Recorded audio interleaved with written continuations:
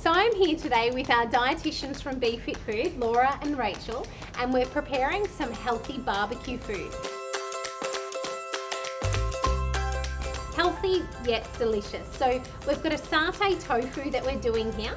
So we've just combined a little bit of soy sauce with some chili, some silken tofu, and some all-natural peanut butter with no added oil, sugar or salt. And we're just pouring that over the tofu, and we can marinate and then barbecue. In the middle here, we've got some yummy prawns. So we're going to mix together here. We've got a little bit of garlic and lemon and olive oil and some fresh chili as well. So we're going to combine all of this, let it marinate for 24 hours and cook it on the barbecue.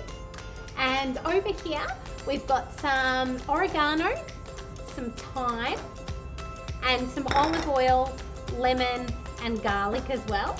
Once again, let it marinate for around 24 hours if you can, or a minimum of 4 hours, and then put them on the barbecue and enjoy.